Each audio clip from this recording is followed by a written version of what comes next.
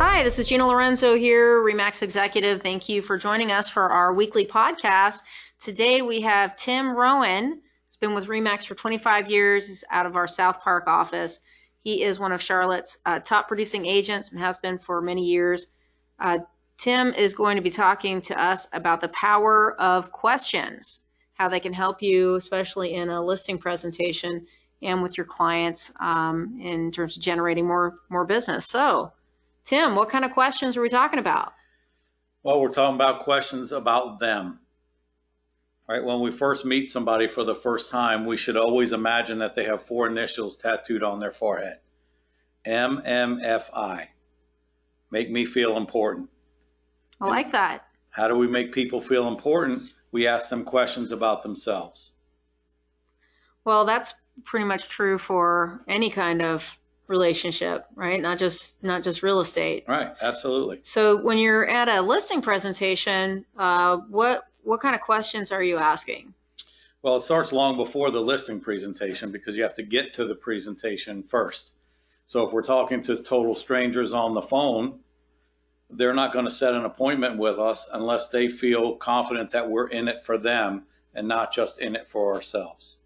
Okay, so let's back that up then and say I'm an agent and I get a phone call from somebody who is maybe interested in interviewing me to list their home. Mm-hmm. Maybe they got a postcard or they saw something I posted online and I'm in that initial phone conversation with them. Mm-hmm. What kind of questions do you suggest asking? So it would be a just listed or just sold scenario. Yeah, is what we're talking about. Well, all the scripts that Mike Ferry teaches, we have questions that are open-ended questions, right? So yes. We get them talking. So Tim actually is a coach for the Mike Ferry organization. For those of you who are not familiar with Mike Ferry, he is a business coach, I think just for real estate agents, correct? Primarily. Yeah, very successful, very motivational. I know I get Mike Ferry's emails every Monday. It's motivational emails. So Tim's speaking to you in terms of his experience with that organization. So, okay, so back to our questions. Yeah, so it would be primarily, we just sold 123 Banana Street, the Jones house, and we know when one home sells, usually two more are going to sell right away. So Gina, I was wondering, when do you plan on moving? Well, I apparently move every 2 years, so. Every 2 years, okay, terrific. So when will be your next move? That would be coming up soon. Wow, good for you. Where are you moving to? I don't have a place yet, Tim. No place yet. Okay, so do we need to sell in order to buy? No. You don't? Okay, good for you. Congratulations. That's a great position to be in. So what areas are you looking at? Probably 3 miles outside of where I currently live. Okay, so just about 3 miles away. So you're looking for something newer, something older, something bigger, something smaller? Tell me about that. Something different. Something different, just new and different. Okay, good for you. All right, terrific. So if we could find you something that would be absolutely perfect for you, would you go ahead and close on that new one? And then we could focus on getting your home sold. Is that what I'm hearing? That sounds perfect. Okay, terrific. So when would be a great time for us to get together and talk about exactly what you're looking for and how I can help you find that? And then while we're there, we'll talk about what it's going to take to get your home sold. Okay, so when you're talking to somebody over the phone and you've got that kind of initial phone conversation going and they called you because, again, they were interested in selling their home, do you talk to them about buying a house first? And I just ask because everybody has their own style. I tend to focus a lot on just selling their home, and that's not necessarily positive. I wonder like how people react if you talk to them about where they're going and the next step in terms of buying. Maybe that's more effective. Well, I think that part of our problem now is that a lot of people are not selling because they have nowhere to move to. That is correct. Right. Lack of inventory. So if they are definitely wanting to move, my questions are, what are you looking for? How can I help you find that? But in terms of the questions, I was truly interested in what you wanted to accomplish. Not, oh, here's a hot one, I can get a listing here, or I can get a sale here. Did you feel that that was conveyed? I did. Okay, so the common misperception with salespeople is that if we say something really cool, that they will make the decision to work with us. And that's a misconception. It's not until they don't make the decision to work with us or not when we're speaking. They only make the decision to choose us when we're asking them questions. And while they're contemplating and answering those questions, that leads them to make the decision that this is somebody I want to work with. So basically finding out what their need is, right? Finding out what their need is, repeating and approving. Right? They notice I said, wow, good for you. That's a great position to be in. Yeah, it makes you feel good. Absolutely. Right? So MMFI. Okay. I like it. I like it. So you've got the appointment, and now you go out for the listing appointment, but you're made it much broader because now you're talking really about their whole transition in general, right? You just really led into it with where do you want to move. Right. So what are you talking to them about when you get to their home? Okay, so are we talking about where they're going to buy first, or are we talking about we're going to sell their home first? Well, I don't know. What do you suggest? Well, I suggest you're coming from a position of strength when you don't have to sell to buy, which you already have. That one, yes. Right. So there's not necessarily a need to get their home sold. Would they be willing to roll the dice? I would create a sense of urgency why selling now may be in their best interest. And then if they choose to do that, would they be willing to make an interim move and wait for just the right home? So I would ask more questions to gauge which is more important. Well, and that's actually a really good point because it's really hard to sell somebody's home when they're not very motivated. And so those are always the hardest people to negotiate with, are the people that don't really care if they sell their home. Just really tough people to negotiate with. And I say negotiate with because I feel like I negotiate with my clients as much as I do, the buyer's agent. I'm negotiating with my clients to get them to sell their home. So, yeah, if you're right, like if you can get them to sell their home and get into temporary housing, you kind of really shore up being able to make that sale. Right. Well, absolutely. And I agree with you, though, but there's a direct correlation between motivation and cooperation. Yeah. Have you ever done a listing presentation and not gone to their home? Or do you just make it a practice of always going to their house? I usually go to the home if I'm familiar with it or they don't live here. It's an absentee owner. I'll just go make arrangements to preview the home and do the rest over the phone. So, and I asked this because I went out for R4 this last February, and one of the speakers that was there, I think they were from Minnesota or something, and they were talking about their listing presentation. That was what the presentation was about, was listing presentations. And I was shocked, as I think a lot of people in the audience were, to hear that he did not go to their home. He had them come to his office, which really didn't make sense to me, as I feel like the more you can get inside somebody's personal bubble, the better chance you have of winning that work, instead of setting the relationship of come to my office. Maybe. Plus, However, how do I know what I'm selling? Well, you also run the risk of you getting sold by the seller. Is the seller better on selling you on why their house is worth more than all the other comps than you are selling them on where the market is and what's the true value of their home? Well, and that's a good perspective, because this speaker at R4, it really did sound like this was just a beat down of the seller, and it was just comps only. So that's nice that you think your house is special, but let's just talk about the comps. So anyway, so back to the house. What typically is the dynamic with you and your clients? So why don't we do some role playing, and I'm seller. Okay. Well, of course, the listing presentation, before I go out, there's pre-qualifying questions. So I'll just ask them, Gina, if what I say makes sense and you feel comfortable and confident that I can sell your home, are you planning to list your home with me when I come out Tuesday at 4? Yes. Okay, terrific. So are you planning to interview any other agents at all for the job of selling your home? Yes. You are? Okay, terrific. And have you already interviewed them? No, you're the first. I'm the first. Okay. So when you list with me tomorrow at 4, are you going to call them and tell them we've already listed the home, or am I going to call them?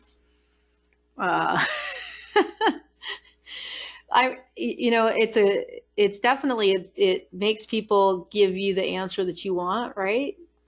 Sure. Well, you don't know unless you ask, right? Yeah. And if you go in there unprepared, do you increase or decrease your chances of walking out of there with a listing contract signed? I mean, I think that you're right on when I think that it's really important to prepare for listing presentations, as many as I've been on, and it's a bunch. I still always like to practice before I go out. Absolutely. It should be a canned presentation, a canned, so you say the same thing to every seller. But I would ask you what price do you want to list your home for?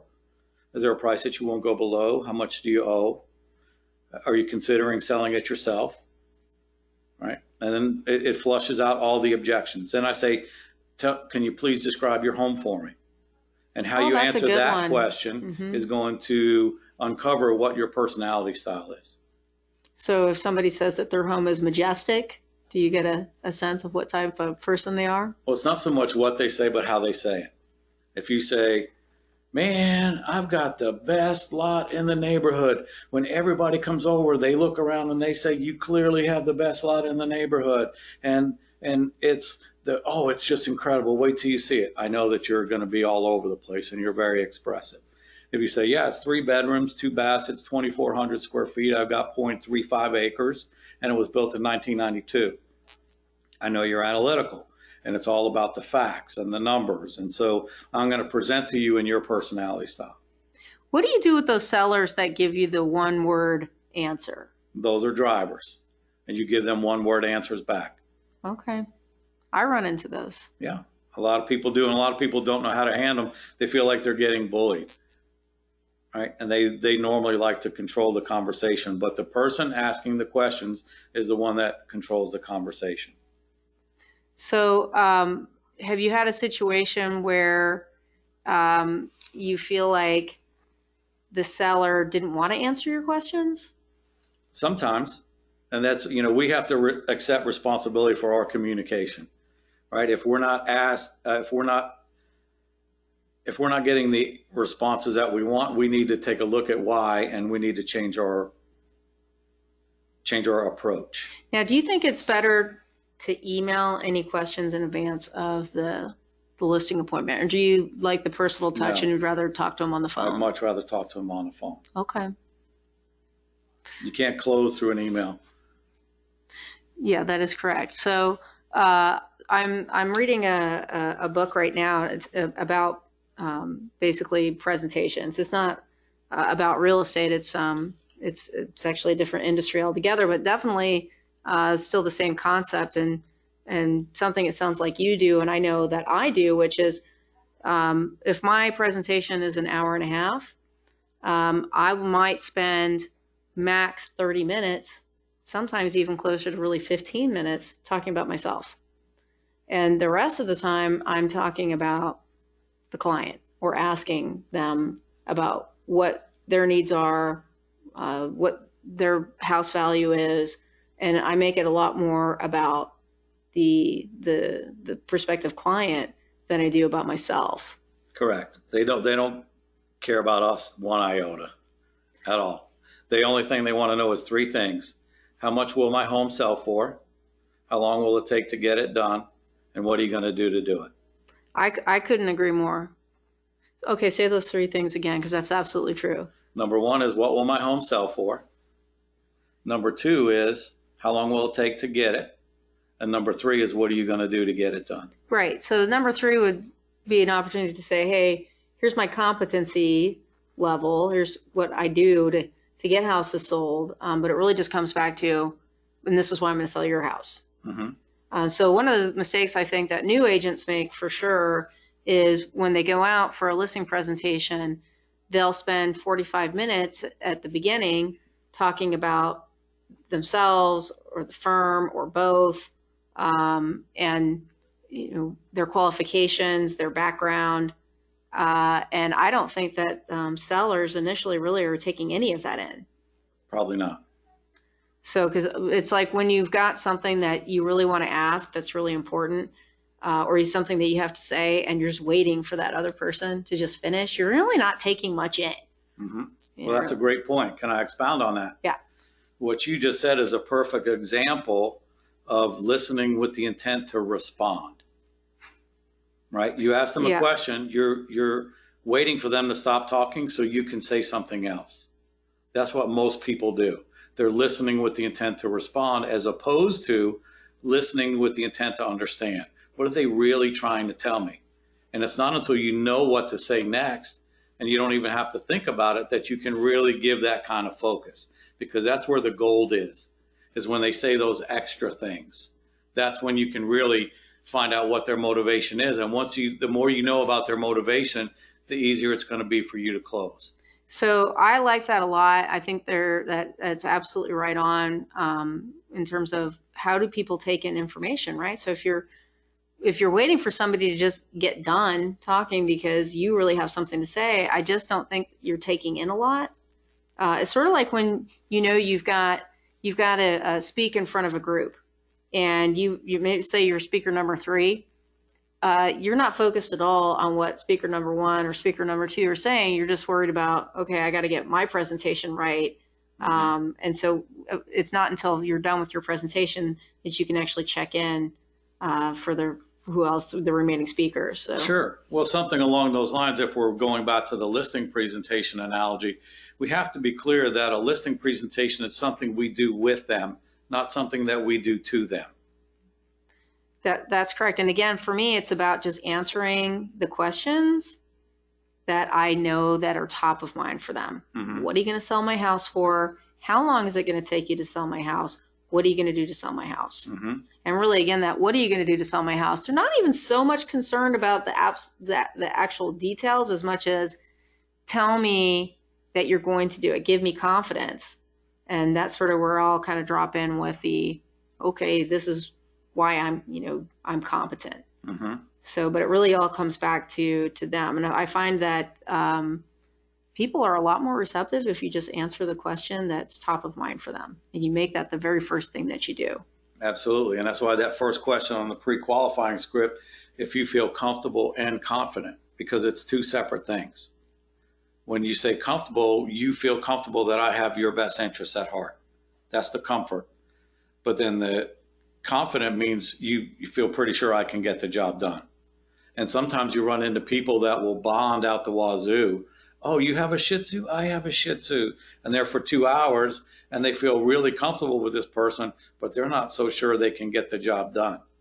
Yes. And then there's other people that go in there and just hammer them. Hey, look what I do. This is how many I sell, and man, I'm going to sell yours, and this is what I'm going to do. And I'm like, easy, high pockets. I'm sure you can get it done, but I'm not so sure you have my best interests at heart. So it's a balancing act.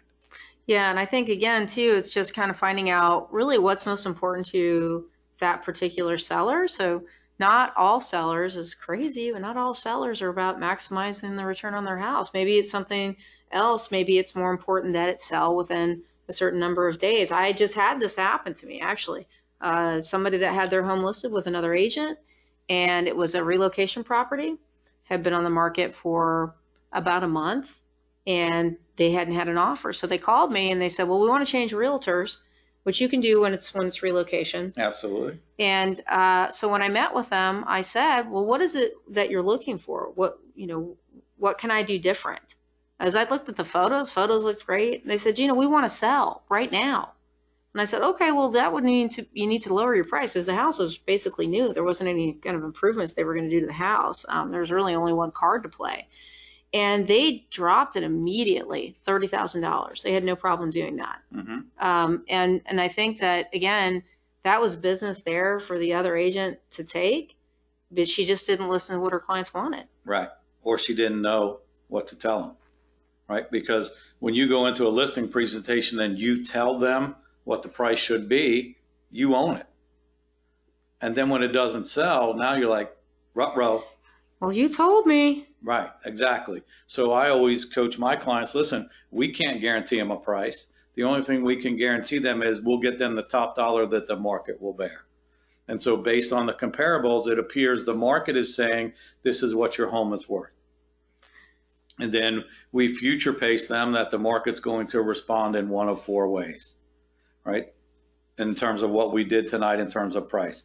Gina, if we've somehow underpriced your property tonight, the market will let us know we'll receive multiple offers immediately. And then I'll have the opportunity to bid it up, and it will ultimately sell for fair market value.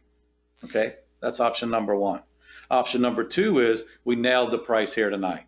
How the market lets us know that is within the first 10 buyers or first 30 days, we'll probably get an offer. May not be full price, but it's close enough from a good, strong buyer, and we'll close. And you really should, no matter what the price point, well, within reason, but say, up to 2 million, my expectation is I should have that house sold within 60 days. Really even 30 days, but definitely within 60. For me, it's never made a difference what the price point is. Absolutely, I agree 100%. So let's look at the last two options on what the market could tell us. If we get a lot of people through, Gina, but yet nobody makes any offers, that's the market telling us we've missed the mark by at least 5%. Okay, it's close enough where they're coming to take a look at it, but what we're asking and what they're willing to pay are too far apart. They're not going to make the emotional investment of writing an offer and writing out checks if they don't think they're going to get it. So they'll just go make an offer on something else. The fourth thing the market can tell us is we really made a mistake here tonight. And that means that nobody will come and look at all, or very few. Well, how do you respond to the comment that I get frequently, after I suggest to somebody that, yes, we've missed your market value, we're going to need to drop the price. Well, nobody's commented on the price, Gina. You know what, Gina? Everybody said something about the price, didn't they? How many offers have we had the opportunity to negotiate? 0. Right. And we're listed at 2 million. Do you think if it was 750, someone would have made an offer? Probably even 1.5. Exactly. So based on that conversation, what do you think the market's telling us about the price? We've had a lot of people through. Would you agree? Yes. Yeah. And so do you think the market, based on our conversation when we listed the property, it appears the market's telling us we're off by at least 5%. Are you willing to reduce your home by 5% tonight? Will it get me an offer? Let's find out. I always follow with that too. Well, the market's going to tell you what your house is worth a lot more than Gina Lorenzo. Mm-hmm. And it's brutal. It's brutal. Okay, so common question that agents have. How does Tim suggest we respond to requests for us to cut our commission? Well, it's pretty common, right? And so this is where we have to, again, what does the seller want? What are you going to do for me? Well, so let's set it up. So I'm at a listing presentation and I'm agent number 3 that's come. Mm-hmm. And they say to me, well, Gina, the last 2 agents said that they would do it for 2%. Okay, so are you going to be the, you want me to be the agent? So I'm you? Well, no, I'll just be me. All right. So I'll get this all the time. Well, you told me you were going to do it for 6, but I have somebody that's going to do it for 5. 3% to a buyer's agent, they're going to take 2%. Will you reduce your commission to 2%? So what am I telling them? Well, we're not going to tell them anything because telling is not selling. We're going to ask them questions that lead them to see value in what we do. Okay, so I'm seller. So now you be me, and how am I responding back to him? Okay, so Gina, I can appreciate that. And so what I hear you saying is you're looking to net the most amount of money when we're done with the sale of your home. Is that correct? Correct. You know what? Good for you. You should be doing that. Absolutely. So if I can show you how by hiring me tonight, you're actually going to put more money in your pocket, you'd probably put me to work right away, wouldn't you? Yes. Okay, terrific. So Gina, did you know that in our MLS that the average agent is giving away 5 to 6% of the seller's equity? Did you know that? No. Yeah. I mean, the list price to sales price right now is running about 95%. Fortunately for you, my sellers are giving away only about 1.5%. So how much extra would 3.5% based on our $2 million, how much extra would that put in your pocket, Gina? 3.5% of $2 million. Quite a lot, actually. About $70,000. Yeah. Wow, good for you. So can you see by hiring me tonight, even at 6%, paying the extra percent is going to put more money in your pocket, about $55,000 more. Isn't that what you're looking for? Yes. Okay, terrific. Press hard, 3 copies. And I definitely do use that strategy. I tell people that ask me to cut my commission. Again, I have to be careful when I say that cutting commission implies that we've got a fixed commission. And when I go out, I don't have a fixed commission that I'm going to charge. I have an idea depending on what level of service I'm going to provide and what kind of time commitment that particular home is going to mean for me. But I will go out with kind of a range in my head. But what I try to tell people is don't get microscopic on commission. When the bigger picture is really, what are you going to walk away with? What's going to be your net number? Well, what's going to be your net number, and also how many deals do I have the potential to do with this person over the rest of my career? Well, that too. So I will actually negotiate if there is benefit for me to do that.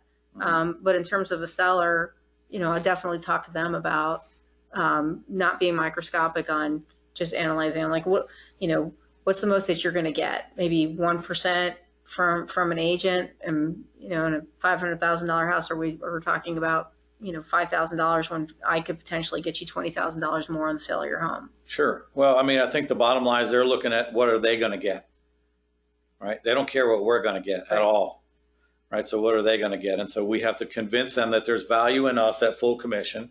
Otherwise, if we can't convince them of that, then they're going to see value in another agent that they see is comparable at a less commission, right? And that's the issue with for sale by owners, right? They don't see value in us, and they think if I pay a commission at all, I net less.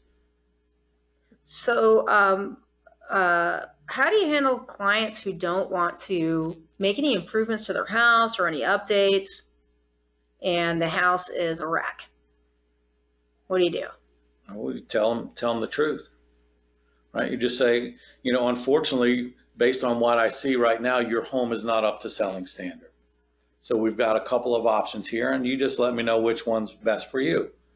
We can bring in Jana or Stager, and she'll make some recommendations in terms of what it's going to take to bring it up to selling standard, or we can just deal with a whole nother option of buyers that are known as investors. Are they going to pay you full price? No, but it may be worth it to you to not to have to put any money into the house. So let's take a look at both options and see which works best for you. How do you respond to the seller that says, well, why don't we just offer a concession for that cost of the new carpet or the paint? Sure, that's certainly a possibility. We can do that. Unfortunately, there's a couple of problems with that. A lot of times lenders will not allow concessions going back to the buyer. So that's one thing. But the main reason is for everything that the buyer has, if it's $100,000 worth of work, they don't want it for $100,000 less. They want it for $250,000 less. That's correct, because buyers are really bad at math, right? Well, they don't want to do anything. And they're lazy. Everything has to be the big reveal right now. So, the biggest thing is when we're asking questions, we're in control of the conversation and we're moving it forward. So, when you get one of those sellers that gives you the one-word answers, they usually start peppering you with questions as well. And so when you get questions, then you just want to answer the question briefly and then ask a question in return. We don't want to go off on a seminar and doing a dissertation answering the question that they asked. Well, it sounds like we have very similar approaches to how we talk to our clients, which is we make it about them. Mm-hmm. Right from the beginning. The more we know, the easier it is to close. And we make it a lot less about ourselves, shockingly so. Shockingly. Yes. So about how little I sell myself. And I know that, from experience. So, and I win listings. And sometimes I don't even open up my presentation. Well, a close is a natural ending to a good presentation. That is correct.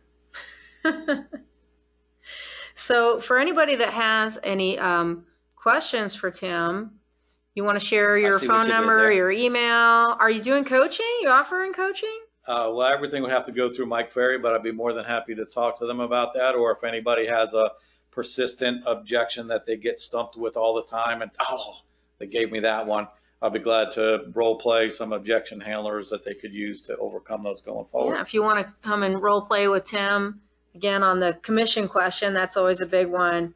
I actually role play with him. I thought it was good. It was a good learning experience even for me. But again, it was just asking you questions. If it's not a conversation, you've got no shot. That is true. Well, thank you for joining us today, Tim, and thank you to our listeners. And until next week. Thanks for having me.